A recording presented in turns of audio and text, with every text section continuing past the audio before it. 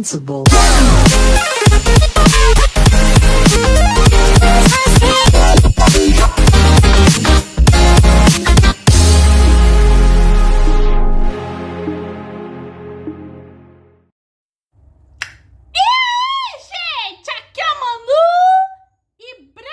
De Neve, um clássico fenomenal e mundialmente renomado. Essa história é conhecida por principalmente ser a primeira animação da Walt Disney Studios, que recentemente ganhou seu live action que tá dando no que falar. Só que a Branca de Neve da Disney não foi a única a revolucionar meio que algo na indústria.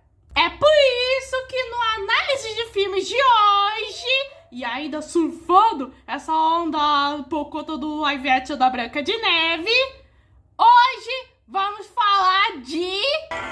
Branca de Neve no Mundo Maravilhoso do Espelho. Branca de Neve no Mundo Maravilhoso do Espelho é uma daquelas animações vindas de DVD de animação duvidosa. Por exemplo, Tarzan e os Macacos. Se quiserem vídeos de Tarzan e os Macacos, coloquem nos comentários. Eu encontrei essa animação graças ao meio que uma live do Imaginago, que meio que virou uma espécie de Lotus Media, que foi recentemente comprada pela Maria Fernanda FVSS. E eu irei analisar essa animação e de como ela fez que Shrek corresse. Sem enrolação, bora começar. Versão brasileira, etc. Filmes. Eu jamais irei tancar edição brasileira, etc. Filmes. É a O filme começa com uma narração dizendo que essa história é da Branca de Neve. A Branca de Neve era a mais linda da cidade. Ninguém era tão bonita quanto Branca de Neve, nem mesmo a sua madrasta, que é a Rainha Mar, que era muito vaidosa, mas que não era bela nem um centímetro. E o pior é que eles estão sendo, porque, pô, quando a gente coloca olho naquela rainha, na rainha dessa história, meu Deus, ela é muito feia. A rainha fala para suas empregadas que hoje ela tem um jantar casual com 256 convidados. E ela quer estar maravilhosa, para o negócio de todas elas. Nisso a rainha começa o seu número musical do mal, que aqui não foi traduzido por conta de preguiça. Enquanto ocorre esse desastre audiovisual, a gente vê que as empregadas, meus amigos, elas tentavam de tudo pra deixar a mulher bonita. Seja ela deixando aquele negócio que quando gira é pra esticar o corpo da rainha, ou deixam dentro daquela máquina que meio que é pra meio que ela suar, com certeza por padrão de beleza. E as coitadas empregadas tentavam de tudo pra deixar ela bonita. Mas nada chegou aos pés da beleza natural da Branca de Neve, que falando na anja, ela já chega, porque diabo ela não é. Nisso a rainha meio que pede para as empregadas deixar a Branca de Neve mais feia do que ela meio que para tirar a beleza. E algo que me diga essa rainha é autoconsciente, pois ela fala assim: empregadas deixam Branca de Neve mais feia do que eu. Bom, as empregadas meio que bagunçam meio que o cabelo da Branca de Neve. Mas por alguma razão o cabelo meio que volta ao normal. E meio que as empregadas falam: olha, majestade, tentamos de tudo, mas a beleza dela é indescritível. Eu quero que fique mais feia do que eu. É pra já.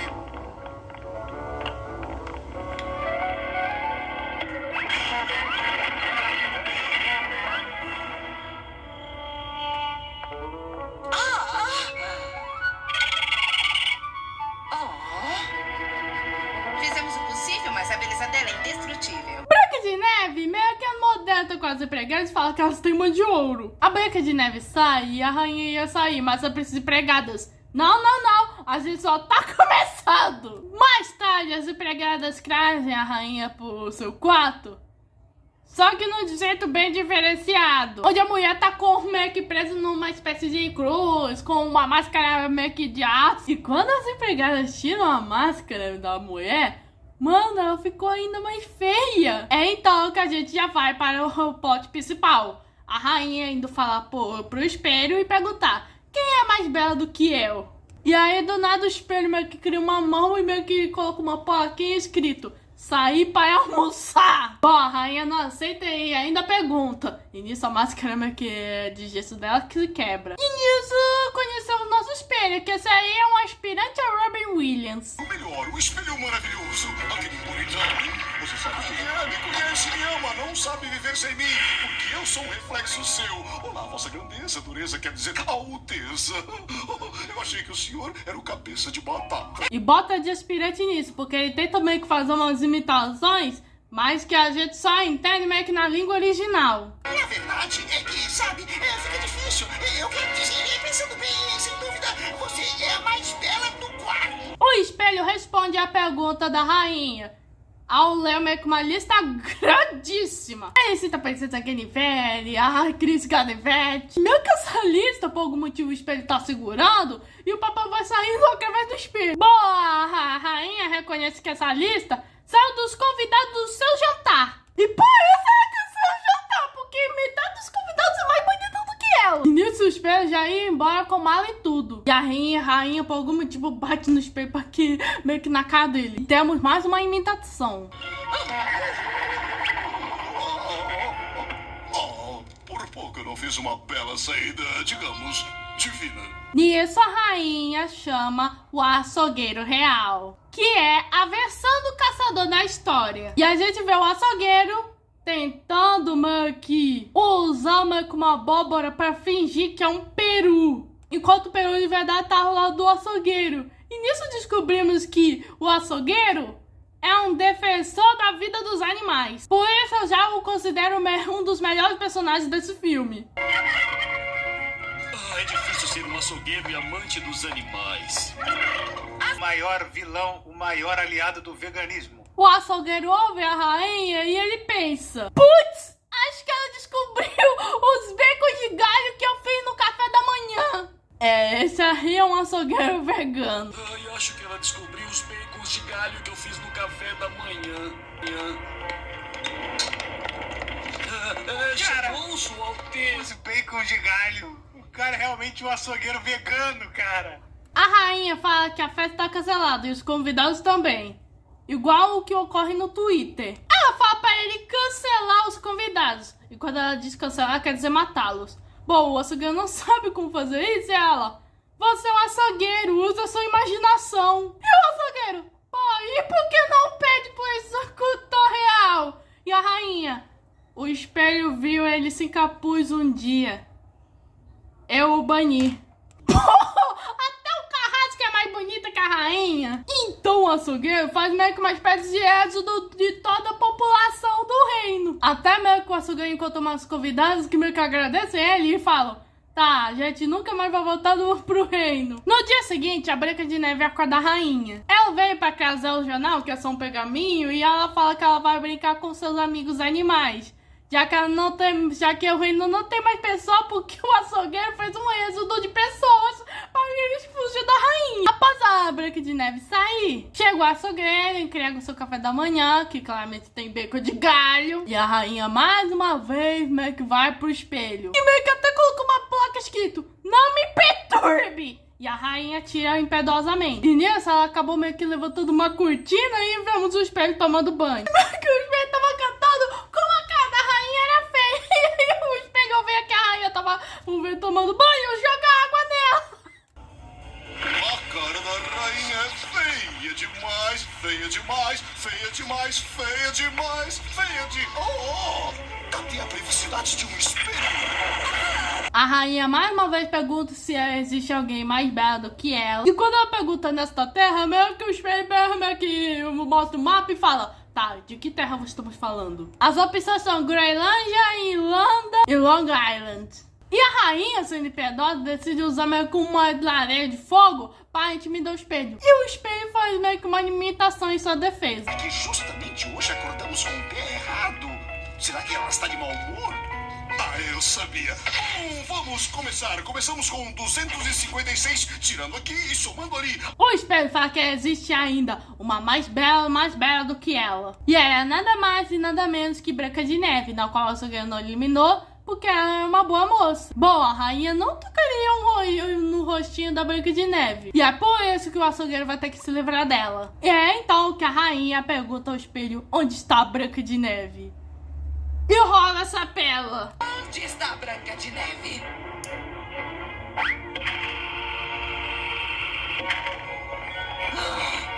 Eu disse Branca de Neve, não Neve Branca.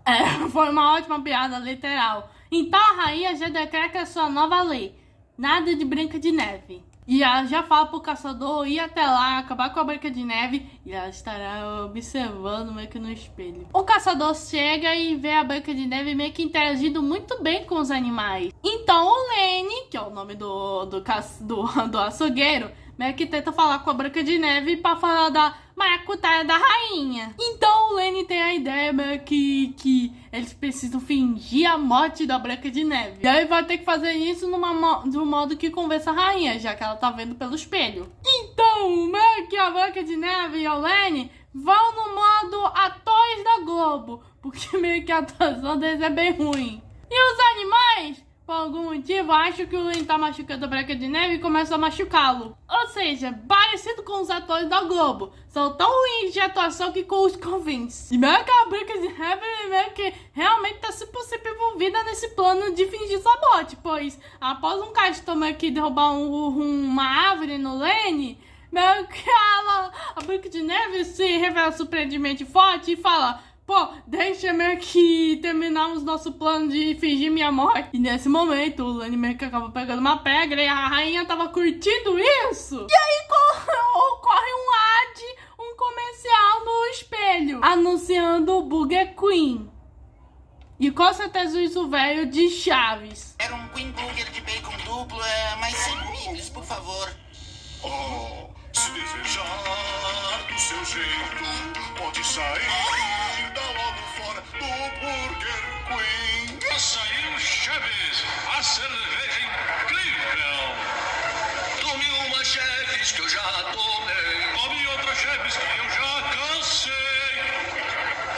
Bem, pelo menos esse ad aí fez que meio que a rainha acreditasse que foi graças ao comercial do espelho, que meio que quando voltou, meio que ao anúncio normal, meio que fez a rainha acreditar que a Branca de Neve estava morta. Branca de Neve e Lenny conseguiram enganar a rainha. E o açougueiro fala: olha, fuja daqui e nunca mais volte. E meio que a Branca de Neve dá um beijinho no açougueiro.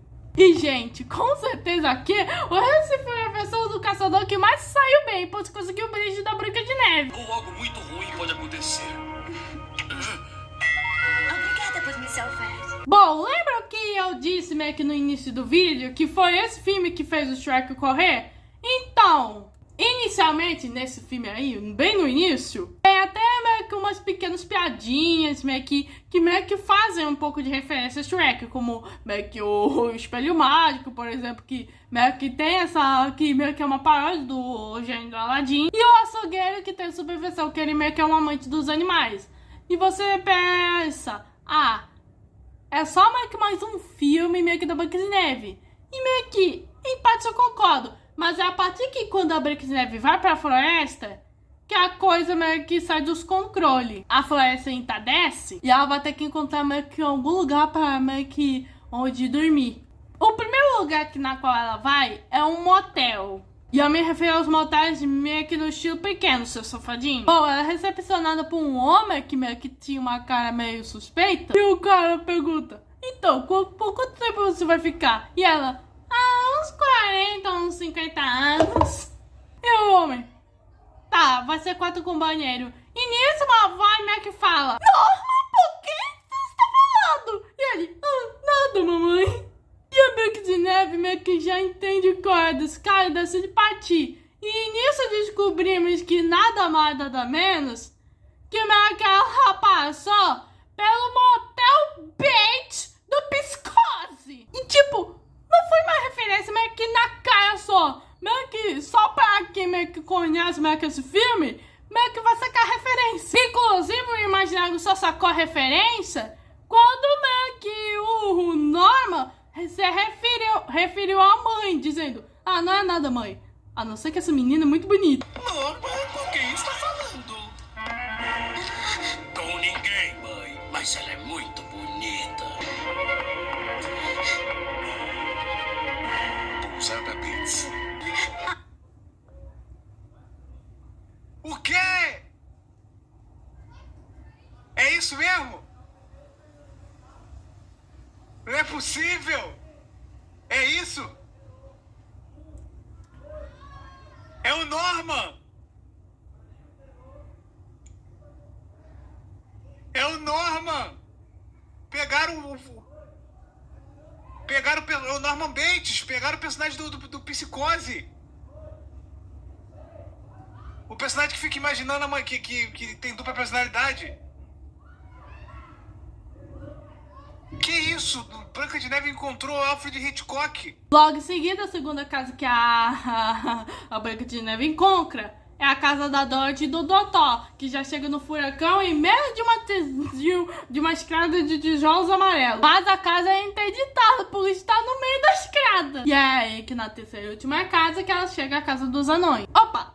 Eu não posso dizer a palavra anão, pois isso seria preconceito, de acordo com Peter Dinklage. Então, por respeito claro do ator, eu vou referir os 7 anões como os 7 pessoas verticalmente prejudicadas. Bem, a Branca de Neve chega na casa das pessoas verticalmente prejudicadas. A Branca de Neve vai fazendo meio que o projetimento Cachinhos Dourados. Ela vai sentando numa cadeira que é muito grande, numa cadeira que é muito pequena, até chegar na cadeira que é boa. Daí tem um mingau, que o outro tá frio, o outro tá quente e o outro tá bom. Daí tem as camas, que tem uma que é muito dura, outra que é muito confortável e a outra que cabe bem. E nisso já temos a presença das 7 pessoas verticalmente prejudicadas. Que aqui meio que, em vez de terem uma personalidade diferente, aqui todos os 7 anões, excluindo um, meio que tem um nome que começa com a letra D. Exceto o último, que é o Fred. As 7 pessoas verticalmente prejudicadas percebem que alguém sentou na cadeira deles e alguém tá comendo meio que o mingau deles. E nisso eles chegam numa conclusão. É a Cachinhos Dourados de novo! Pra quem meio que pensa que Gato de Botas 2 foi que popularizou o conceito de Cachinhos Dourados Lagrão, esse filme que começou isso. Cachinhos Dourados de novo! Eu posso apostar que ela está dormindo lá em cima! Essa não é a Caixinhos Dourados. Quem é ela? Meu Deus do céu, cara! Quer dizer, a Cachinhos Dourados tem fama de ladra mesmo nesse mundo aí. Deve ser a lada da Caixinha Dourada que fica roubando o mingau dos outros. Bom, as 7 pessoas verticalmente prejudicadas se apresentam e a Branca de Neve também. E um dos anões, que é o Fred, fala que o nome da Branca de Neve parece previsão do tempo. E a Branca de Neve explica a sua situação, que ela não pode voltar pra casa, pois não há lugar como a nossa casa.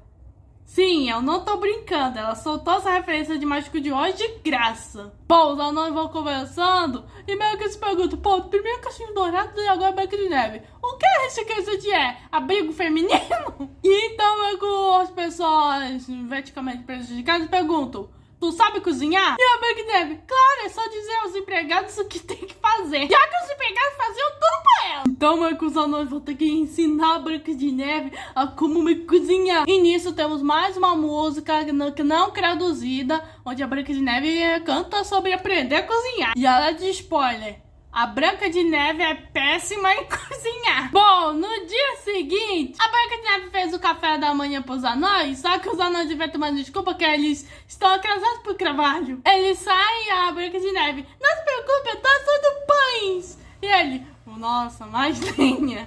O negócio tá feio pras pessoas verticalmente prejudicadas. Enquanto isso, no castelo da Rainha Má, a rainha passou por mais uma transmutação, que meio que quase continua o mesmo. A criada tira meio que só as bandagens e a rainha quer saber do espelho. O espelho tenta inventar outra desculpa e fala que tá indo pescar, mas a rainha não cai mais nessa. A rainha balança meio que o espelho para ele desabuchar. O espelho revela que a Branca de Neve tá viva. E também ele adiciona aqui, a Gwendoline tá em segundo lugar. E quando a rainha pergunta quem é a Gwendoline, é a empregada. E o espelho ajuda a Gwendoline a entrar dentro dele para fugir da rainha. Nisso a rainha pede mais uma vez que o espelho mostre a localização da Branca de Neve. O espelho dá aquela enroladinha E meio que a rainha vê a Branca de Neve fazendo o pão. Então a rainha vai ter que meio que cuidar da Branca de Neve sozinha. Enquanto isso, a Branca de Neve tá lutando contra a massa de pão como se fosse meio que uma criatura. E ela, não, você só tem uma hora para só culpa também. E nisso nós temos a aparição do príncipe. E meio que o príncipe e o cavalo só não tá aparecendo da Branca de Neve graças ao cheiro estranho do pão. Eles veem a Branca de Neve e ela tava meio que crancando a passagem do pão. E o príncipe pensa, ela é muito linda. Talvez eu pudesse me apresentar. E aí o cavalo. E meio que o príncipe tem razão. Vai que ela me dá um pedaço daquele pão. E nisso, naquele momento que eu tava vendo a live do Imaginário pela primeira vez, ele teve uma crise de riso, na qual eu pensava que ele tava meio que se engasgando. Devesse me apresentar. Tem razão, é melhor não. Vai que ela me oferece um pedaço daquele pão. Vamos conhecê-la hoje.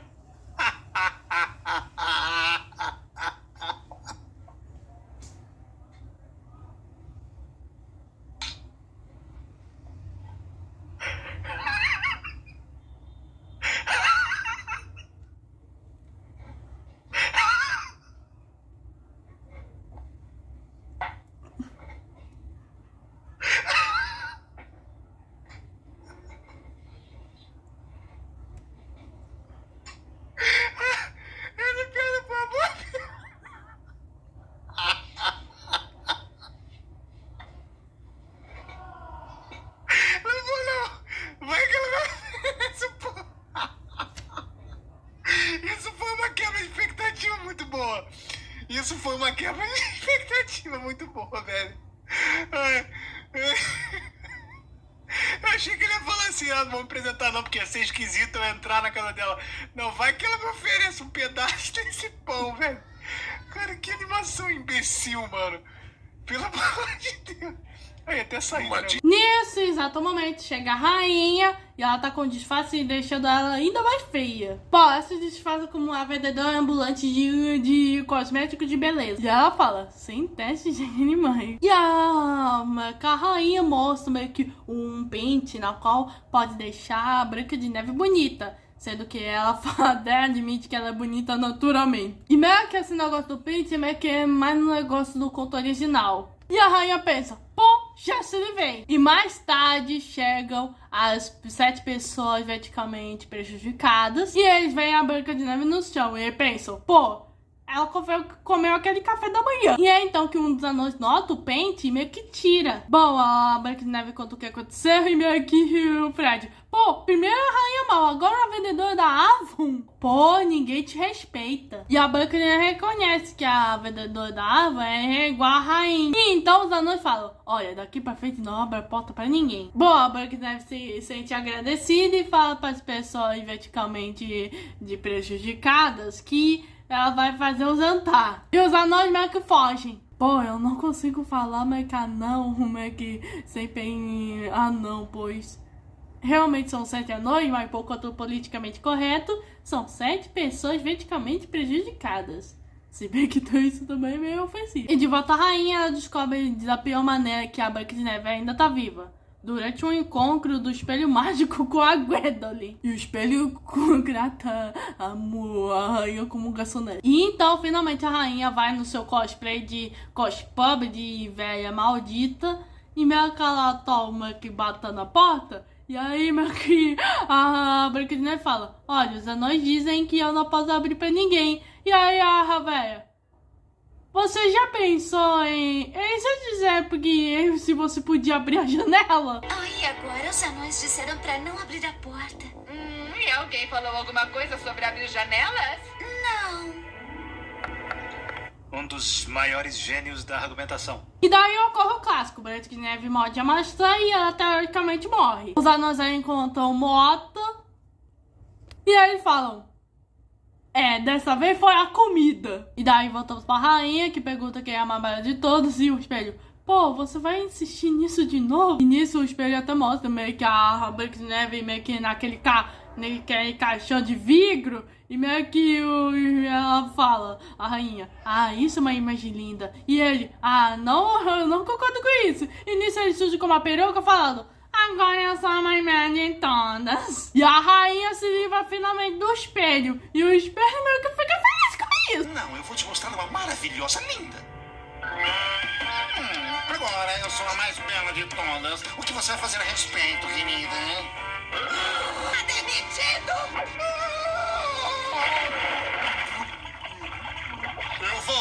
Eu vou descendo pelo rio. Feliz, feliz, feliz! Sem aquela rainha chata! E voltando pra Branca de Neve, enfim o príncipe reaparece e vê que a Branca de Neve já tá morta. Os anões explicam que a rainha meio que fez isso com a Branca de Neve por ser bonita. Então eles a colocaram no caixão de vidro, só para verem o quão bonita ela é. E aí o príncipe fala: mas aqui não é um lugar de princesa. E meio que os anões: e onde a gente vai colocar? E ele fala: olha, eu sou um príncipe, eu posso colocá-lo no meu castelo. Mano, esse príncipe é inacreditável. Mas aqui não é lugar para ela. Uma princesa deve ficar no castelo. Mas não temos um. Eu tenho, sou um príncipe. Posso levá-la até o meu. A princesa tem que ficar no castelo, mas aqui não tem castelo, aqui eu sou um príncipe, eu posso levá-la pro meu. Valeu, galera, vou pegar esse corpo aqui e vou levar. Eu achei o cuidado de botar uma dobradiça no vidro impressionante. Bom, por conta mesmo que dessa ação do príncipe, a Branca de Neve vai acabar também cuspindo a pedra da maçã que ela comeu e ressurgir. Os anões comemoram e falam que foi o príncipe que a salvou. E nisso começa a música de ritual de acasalamento entre a Branca de Neve e o príncipe, que é o mais cansado possível. Ou seja, a grande vantagem, né, que desse ritual de acasalamento é que o príncipe vai ter que comer os pães da Branca de Neve. Bom, a Branca de Neve se despede com os anões e ela e o príncipe acabam encontrando o espelho. E o espelho fala: e aí, Branca de Neve? Você pode meio que me acolher no seu castelo se eu cantar no seu casamento? E o filme termina com a rainha sozinha no castelo, porque solidão meio que não é bela, o que é uma lição pesada, e a Branca de Neve se casando com o príncipe. E tá lá o espelho cantando no casamento, os anões provavelmente nas arquibancadas, e o Lenny, o fofinho, guiando a Branca de Neve pro altar. Eu achei isso fofo. Bom, esse é um dos melhores mockbusters que eu já vi, pois é um filme muito retardado. A Branca de Neve é a clássica princesa simples, a rainha meio que uma vilã caricata, o espelho também, até o príncipe é caricato e tem muitas referências meio que de cultura pop aqui. Claro, pra quem entende meio que nos Estados Unidos. E pelo que pesquisei meio que sobre esses filmes, ele lançou em 1994, ou seja, muito tempo antes de Shrek surgir. Ou seja, Branca de Neve andou para que Shrek corresse. Bom, gente, essa foi a análise de Branca de Neve e o mundo maravilhoso do espelho. Se inscreva no canal, ative o sininho, compartilhe, que eu não tô busy e fui.